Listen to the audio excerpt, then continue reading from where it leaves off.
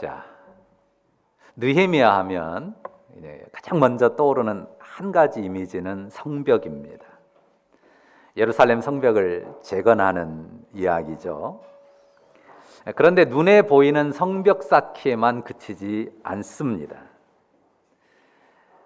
우리가 하드웨어가 있어도 소프트웨어가 없으면 무용지물인 것처럼 성이 아무리 견고해도 그 성의 내실이 채워지지 않으면 무의미할 수 있죠. 그래서 그 성이 거룩한 도성으로, 하나님의 도성으로 세워지도록 내실을 채우는 그런 작업들을 하는데, 그게 바로 우리가 지난주에 살핀 수문 앞 워터게이트 앞 광장에서의 집회였습니다.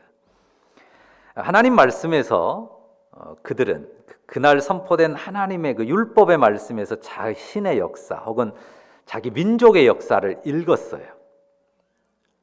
그렇게 보니까 정말 죄로 인한 그 침통한 그 심판의 역사로 인해서 그들은 슬퍼 울 수밖에 없었고 하나님 앞에 통회하며 자복했습니다. 자, 그 가운데 선포해 주었던 그 느헤미야 입을 통해서 주었던 말씀이 뭡니까? 지난주에 우리가 다 외웠었죠. 뭡니까? 여호와로 인하여 기뻐하는 것이 너희의 힘이니라. 다시 한번 해볼까요? 여호와로 인하여 기뻐하는 것이 너희의 힘이니라. 무엇이 힘인가? 여러 가지 힘이 있지만 여호와로 인한 기쁨, 그분의 은혜로 인한 기쁨, 그 기쁨이 우리의 힘입니다. 그런데 제목을 슬픔을 덮는 기쁨이라고 했어요. 그러면서 조심할 것, 슬픔을 모르거나 슬픔을 외면한 기쁨이 아니다라고 분명히 말씀드렸습니다. 그저 기뻐하는 것이면 그건 복음의 기쁨이 아닙니다. 분명하게 슬픔을 알고, 그렇지만 슬픔을 덮어주시는 하나님의 은혜 때문에 기뻐하는 기쁨입니다. 이 기쁨이 밝음이 되고 빛이 되어서 어둠을 물리치는 담대한 믿음의 삶을 살도록 이끄는 것입니다. 예루살렘 성벽이 다 재건된 다음에 이제 이스라엘 자손들이 나팔절 7월 1일에 모여서 절기를 지켰습니다. 그리고 이제 7월 10일이 대속죄일이에요. 그리고 7월 15일이 이스라엘 달력으로 7월 15일이 장막절입니다. 초막절이라고 하죠. 그때가 수확을 가지고 저장하기 때문에 수장절이라고도 하는데요. 이 초막절 절기를 지켰어요. 그러니까 7월 10일이 대속죄일, 15일부터 8일간이 초막절이고, 그 절기가 끝나고 하루를 쉬고 그 다음 날이 여기 이제 1절에 보면 그달 스무 나흔 날이라고 나오죠. 스무 나흔 날. 초막절 절기가 완전히 끝난 그 이틀 뒤입니다. 자, 그때 이스라엘 자손이 다시 모였어요. 다 모였는데요. 1절 한번 보시죠. 자, 이스라엘 자손이 다 모여서 무엇을 합니까? 금식하며 굵은 베옷을 입고 티끌을 무릅쓰죠. 이것은 큰 슬픔을 표현하는 거죠. 슬픔을 표현하는 것인데 2절 뒷부분에 쓴 것처럼 어떤 모습입니까? 자기의 죄와 조상들의 허물을 자복하는 모습입니다. 자, 앞에서 다시 말씀드린 것처럼 여호와로 인하여 기뻐하는 신앙은 슬픔, 죄로 인한 인생의 슬픔을 외면하는 게 아니에요. 숨기는 게 아닙니다. 죄를 아파하고 통회하는 가운데 그 덮어주시는 하나님의 은혜로 그 슬픔에서 벗어나는 것입니다. 이들이 다시금 금식하고 애통하고 회개하는 모습을 나타내는 것은요, 그저 죄의식과 자책감에 잠기는 게 아니에요. 늘 죄의식과 자책감에 잠겨 사는 건 복음의 은혜를 따라 사는 게 아닙니다. 하지만 다시 금식하고 애통하며 회개하는 것을 통해서 죄를 기억하고 무엇보다 죄를 덮어주신 하나님의 은혜를 기뻐하고 감사하면서 다시 그 옛 죄로 돌아가지 않기로 결단하고 주님 앞에 의지를 세우는 거예요. 결단하고 의지를 세운다는 것이 예배의 매우 중요한 요소입니다. 우리가 주일날 예배할 때요, 절대 놓치지 않아야 될 것은 분명한 의지의 결단, 하나님 앞에 드리는 것입니다. 그리고 여기에 구체적인 내용이 하나 더 들어가는데 2절 앞부분을 한번 보시겠어요? 자, 뭐라고 나옵니까? 모든 이방 사람들과 절교하고 서서. 하나님 앞에 금식하고 애통하며 회개하고 자복하는데요, 그 중심에 뭐가 있어요? 구체적인 내용이 하나 들어가는데 모든 이방 사람들과 절교하고 섰다 그래요. 무엇을 했어요? 모든 이방 사람들과 절교를 했습니다. 이 절교는 하나의 자기 선언입니다. 평소에 알던 이방 사람들 다 찾아가서 오늘부터 절교야 절고야 뭐 그렇게 말하고 다닌 건 아니에요. 그런데 이 민족적인 그 회개 집회에서 하나님의 율법을 따르기로 한 결심을 스스로 선언한 거예요. 자기 선언이에요. 이방 사람들과 절교하겠습니다. 여러분, 이 단어를 들을 때 어때요? 무슨 느낌이 없습니까?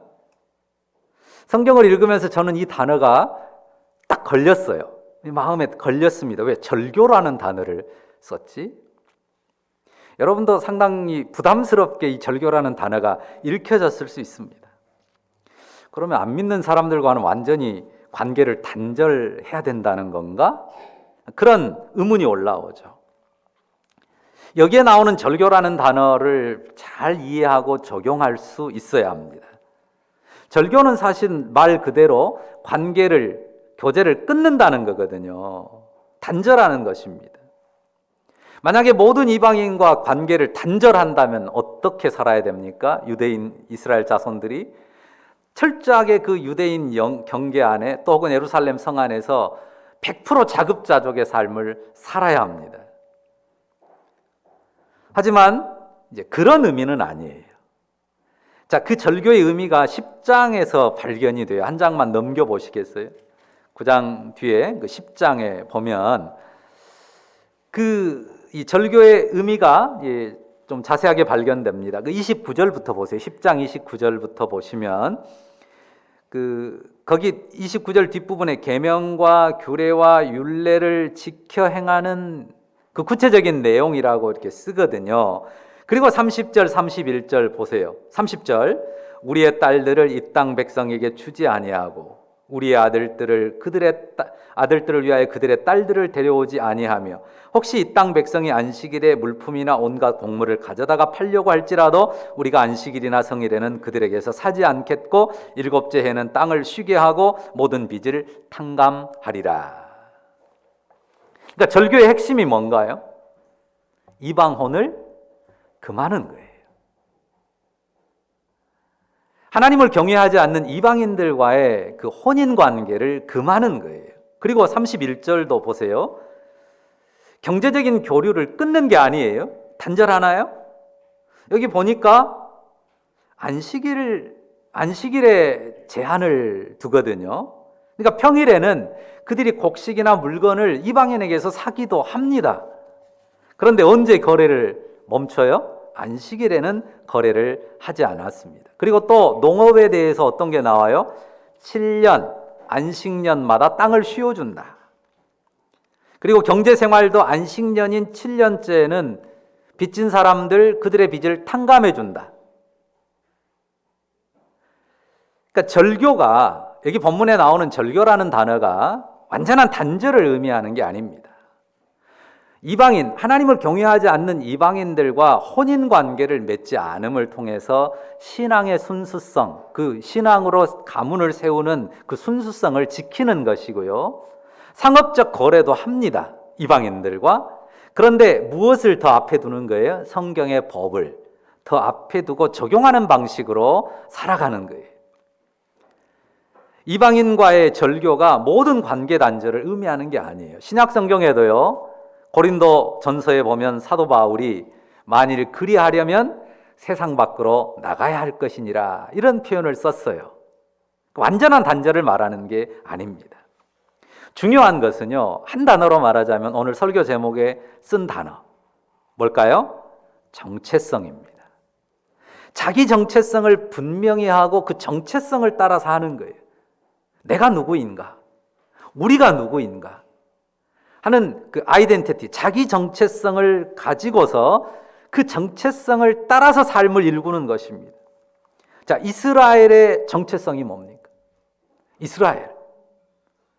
여러 가지로 표현할 수 있지만 하나님의 언약 백성이라고 말할 수 있어요. 우리가 하나님의 언약 백성이에요. 그 언약을 어기고 심판받고 멸망했던 것을 슬퍼하고 있는 거거든요.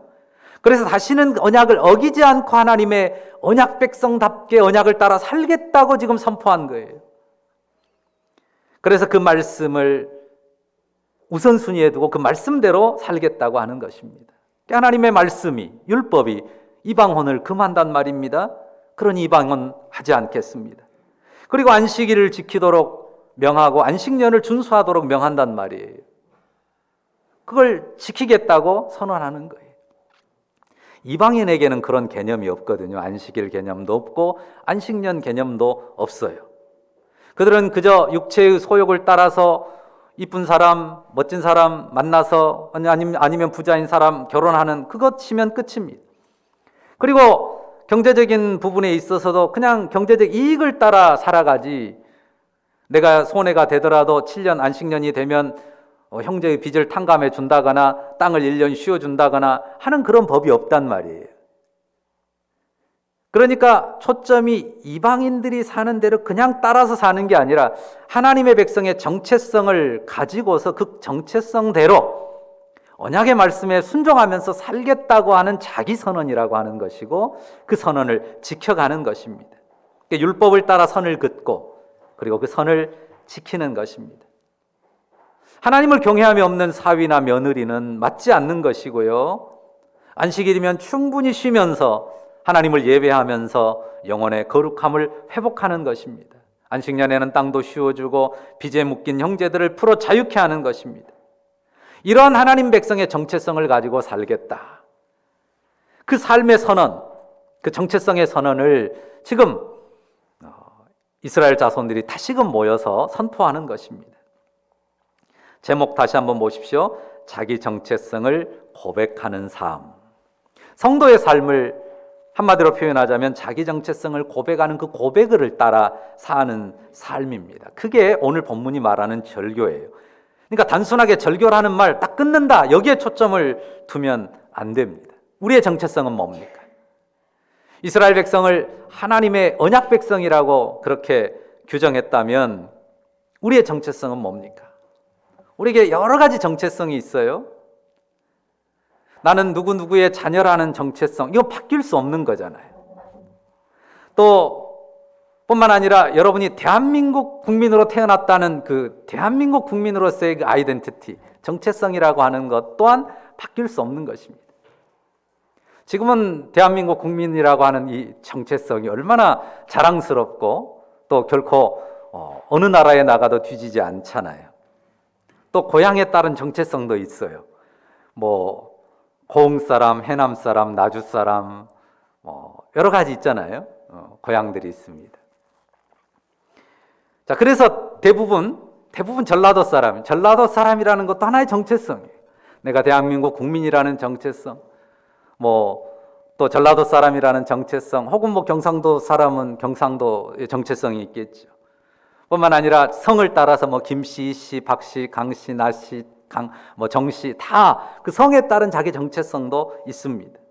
여러 가지 정체성이 있는데, 그런데 주 예수 그리스도를 믿는 우리들이 그 주 예수 그리스도를 믿는 믿음 안에서 갖는 정체성 뭡니까? 하나님의 백성, 하나님의 자녀라고 하는 분명한 정체성이 있습니다. 하나님을 아버지라고 부르는 하나님의 자녀라고 하는 내 신분, 그 신분에 따르는 정체성이 있다는 말이죠. 주 예수 십자가와 부활을 믿는 우리는 하나님의 백성일 뿐만 아니라 무엇보다 하나님을 아버지라고 부르는 하나님의 자녀입니다. 이 정체성을 고백하는 거예요. 그리고 이 정체성을 따라 삶을 사는 겁니다. 앞에서 설명한 것도 그런 내용인데요. 자칫 이 단절, 절교에 초점을 두기 쉬워요. 근데 어때요? 이래서 끊고 저래서 끊고 또 이래서 저래서 끊다 보면 주변에 아무도 남지 않습니다. 끊는 게 초점이 아닙니다. 끊어내는 게 초점이 아닙니다. 그러면 반대는 뭘까요? 초점. 끊는 게 초점이 아니면 무엇이 초점이에요? 잇는 게 초점이에요. 잇는 게 초점입니다. 끊는 게 초점이 아니에요. 분명히 끊어요. 그런데 끊어내고 끊는 것으로 끝나기 위해서 끊는 게 아니에요. 분명히 끊을 수 있고 끊어야 될 때가 있습니다. 하지만 그 끊음도 잇기 위한 거예요. 잇기 위한 끊음이 아니면 그 끊음은 나쁜 거예요. 복음 안에서는 특히 그렇습니다. 하나님의 아들 예수 그리스도를 생각해 보십시오. 하나님께서 십자가에서 자기 아들을 끊어내셨습니다. 끝까지 끊기 위함이 아니었죠. 다시 잇기 위함이고, 그냥 다시 끊었던 걸 그대로 잇는 게 아니라 그 아들 안에서 죄악된 온 인류의 죄를 끊어내고 죄악된 온 인류를 사랑의 끈으로 다시 엮기 위해서, 잇기 위해서 하나님께서 끊으셨다는 것을 기억하시면 돼요. 그러니까 끊을 때 끊기 위한 끊음인지 아니면 다시 잇기 위한 끊음인지를 우리가 생각해야 된다고 하는 것입니다. 우리가 주 예수 그리스도를 믿습니다. 그렇다면 그분 안에서 하나님의 백성, 하나님의 자녀로서의 정체성을 분명히 해야 됩니다. 하나님을 아버지라고 부르는 하나님의 자녀로 내가 살아갑니다. 그것을 막 소리치고 확성기에다 광고하고 다니라는 말이 아니에요. 자연스럽게 그 정체성을 고백하는 거예요. 자연스럽게. 그 자연스러운 게 아주 사소한 것들에 드러날 수 있어요. 그냥 다 차려진 대로 먹는데 짧지만 고개 숙여서 기도하는 모습. 저 사람 교회 다니나 보네? 하나님 믿는가 보구나. 이렇게 그냥 자연스럽게 드러나는 게, 일부러 드러내려고 하지 않아도. 그런 하나님의 자녀로서의 정체성을 자연스럽게 드러내는 삶을 사는 거죠. 주일에 교회 가는 모습, 또 신앙의 어떤 모습들 드러내는 가운데 그 정체성을 드러내는 거 일부러 감추지 않고요. 자, 하나님께서 이스라엘에게 요구하는 그 요구 중에 이런 요구가 있어요. 내가 거룩하니 너희도 거룩해라. 하나님의 백성으로서, 하나님의 언약 백성으로서 거룩하신 하나님, 그 하나님 앞에 또한 너희도 그 거룩함을 반사해 나타내는 백성이 되라는 요구지 않습니까? 그런데 이 거룩이라는 단어에 대해서도 오해가 많습니다. 어떤 사람이 아주 정확한 설명을 했어요. 그 표현이 아주 멋진데요. 거룩했을 때 사람들의 그 거룩에 대한 이미지가요, 딱 어떤 골짜기를 걸어가는 이미지예요. 근데 그 골짜기에 더덕더덕 뭐가 막 붙어 있어요. 어떤 사인이 붙어 있냐면 안 돼. 그 골짜기 온통 안 돼가 가득한 골짜기. 이것도 안 돼, 저것도 안 돼. 거룩이 마치 어떤 안 돼가 더덕더덕 붙어 있고 그 안 돼라는 어둠이 막 이렇게 누르는 그런 안 돼 골짜기를 걸어가는 그런 그 삶인 것처럼 오해할 수 있어요. 거룩함은요, 이것도 안 돼, 저것도 안 돼, 이것도 만지면 안 되고 저것도 하면 안 되고 온통 안 돼만이 가득한 삶이 거룩한 삶이라면 그 거룩은 버리는 게 더 낫지 않겠어요? 물론 구약의 질서를 보면 온통 안 된다는 게 굉장히 많아요. 이것도 부정하고 저것도 부정하고 이거 만지면 안 되고 저거 만지면 안 되고 그런 질서로 되어 있습니다. 그런데 성경 전체, 그리고 그리스도께서 완성하신 구원 안에서 거룩함은 결코 안 돼 골짜기를 무겁게 지나가는 그런 인생길이 아닙니다. 이렇게 생각할 수 있어요. 이 세상 가운데서 인생으로서 가장 거룩한 분이 한 분 계세요. 사람 된 분 중에 누구예요?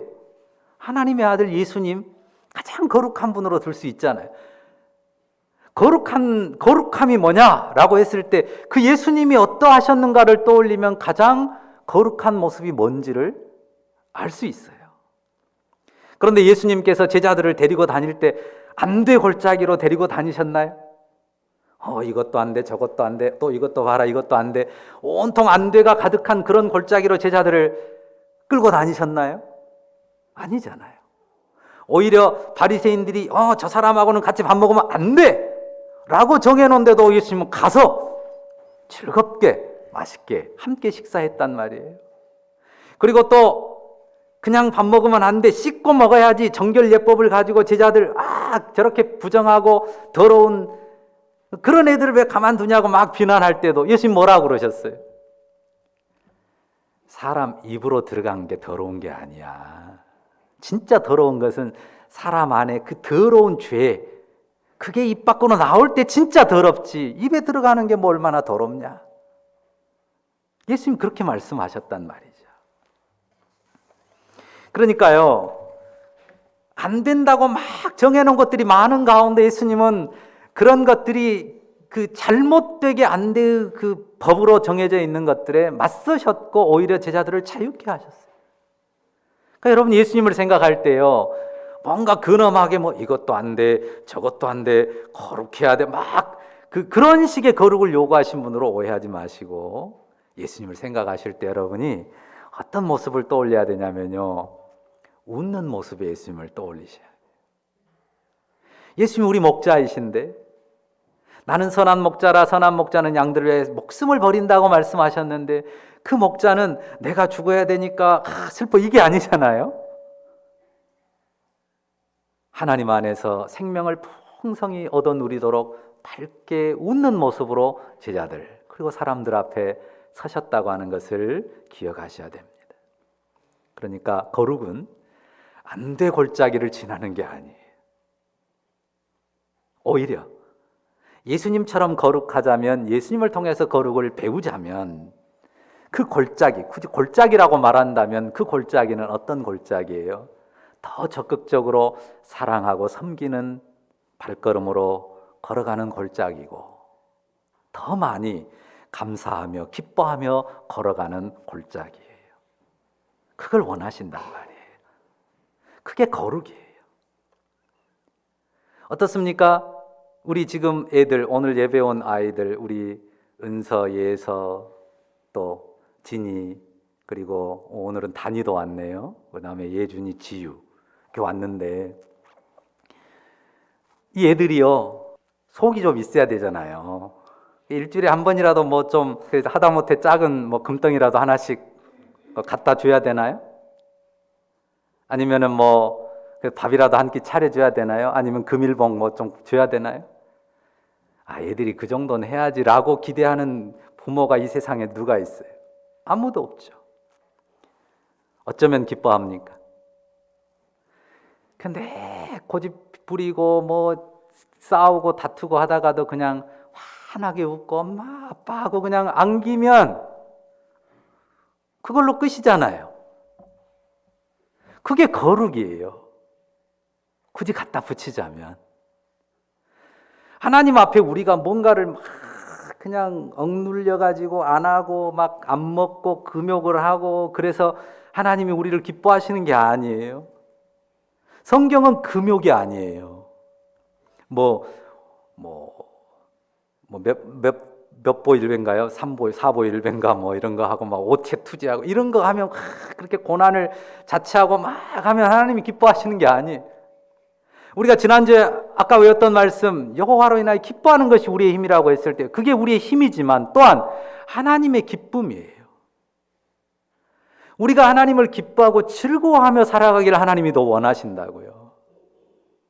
그런데 다만 하나님의 백성으로서의 그 정체성에 따르는 그 법을 지키면서 살아가는 것, 거기에 우선순위를 두고 살아가는 것을 원하시지, 하나님 우리를 많은 법들을 가지고 얽매는 게 아니에요.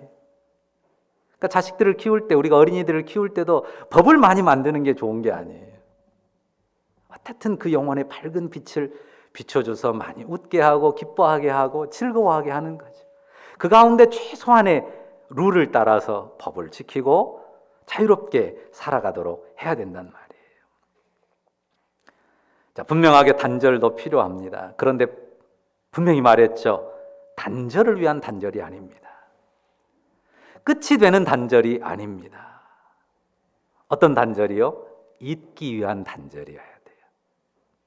잊기 위한 단절이면요, 그것은 복된 단절이 될 수 있고 그게 거룩이 될 수 있습니다. 사랑과 생명으로 잇기 위한 단절, 이어주기 위한 단절. 그렇다면 어떨까요? 끊을 때도 축복으로 끊죠. 왜? 정말 그 영혼을 위해서 끊는 거니까 말입니다. 이게 십자가의 복음, 은혜의 복음 안에 사는 성도의 거룩함입니다. 우리가 믿지 않는 이웃을 향해서도 마찬가지고요. 성경은요, 신약성경 가르침을 보세요. 믿지 않는 이웃들과 관계를 끊으라고 말하지 않고요. 심지어는 믿는 성도들 안에서 어떤 면에서는 관계를 끊으라고 말해요. 여러분이 데살로니가서 말씀을 기억할 것입니다. 이 사람들을 지목하여 사귀지 말고 저로 하여금 부끄럽게 하여라. 이런 말씀이 있어요. 교회 안에 있는 사람들 중에. 누구를 놓고 하는 말이죠? 데살로니가서면. 일 안 하고 일만 만들고 다른 사람 일만 시키고 자기는 일 안 하는 사람. 자기 손으로 수고해서 자기 삶을 책임져야 되는데 그러지 않고 여기 가서 짐 지우고 저기 가서 짐 지우고 게으름만 익혀서 살아가는 사람. 그런 사람 어떻게 하라고 그랬어요? 먹지도 말게 하라 그랬잖아요. 창피를 주라는 거예요. 그리고 창피를 줘도 계속 그러면 아예 딱 잘라라. 그래서 부끄럽게 만들어라. 정말 수치를 당하게 만들어라. 그게 끊어버리기 위함입니까? 아니죠. 자기를 돌아보고 자기 삶을 고쳐서 축복된 자리로 들어올 수 있도록 만들어주기 위한 거예요. 거절을 위한 거절이 아니에요. 축복의 거절이에요. 우리가 잘해야 될 것 중에 부모로서 자녀들에게 잘해야 될 것도 그것이고 뿐만 아니라 우리가 세상 가운데서도 그런 단절, 그런 거절을 할 줄 알아야 돼요. 절교하라고 하니까요. 그냥 이제부터 누구를 끊어낼까? 끊어낼 사람 목록 작성해서 하나씩 끊어낼 게 아니겠죠? 더러는 끊어서 부끄러움을 주어서 그 사람을 좀 수치를 당한다 할지라도 그 사람과 있기 위함이고 또 내가 하나님의 백성의 거룩한 정체성을 따라서 살아가고 함께 그 복된 삶으로 나아가기 위한 것입니다. 그러니까 끊더라도 사랑과 축복의 마음으로 단절하는 것인가 이걸 살펴야 될 것입니다. 그러니까 우리 가운데 오늘 한 가지만 이야기해서 절교에 대한 오해가 없었으면 좋겠습니다. 복음 안에서 우리가 하나님의 백성이고 하나님의 자녀인 정체성, 그 자기 정체성을 먼저 고백하는 것이고 그 자기 정체성을 따라 내 삶을, 내 가치를 세워가는 것이고요. 그러면서 가족과 이웃과 세상을 축복으로 이어가는 삶을 향하는 것이다. 이 점을 꼭 기억하고, 그래서 나 자신도 그렇지만 나 자신의 정체성을 더 강하게 세워가는 것도 그렇지만 내 가족 안에서도 또 내 형제들, 친족들 안에서도 내 이웃 안에서도 정말 축복이 되는, 축복의 통로가 되는 그런 하나님의 사람, 예수님 닮은 그런 거룩한 사람들로 세워져가는 우리 모두가 될 수 있기를 간절히 바랍니다. 기도하십시다. 거룩하신 하나님, 우리가 그저 육체의 소욕과 욕심을 따라 가까이 나아가고 반대로 내 육체의 감정과 혈기를 따라서 끊어버리고 그런 방식으로 살 때가 많았음을 고백합니다. 주 예수님 닮은 거룩함과 사랑과 섬김으로 잇기 위해서 필요한 끊음을, 단절을 행할 줄 아는 우리가 되고 그 마음속에 담은 십자가 사랑, 그 복음의 사랑 때문에 오히려 끊어진 관계들을 하나님과 이어주고 끊어진 사람들의 관계도 사랑으로 이어갈 수 있는 그런 축복의 통로, 축복이 되는 사람들 다 되게 하여 주옵소서. 예수님 이름으로 기도합니다. 아멘.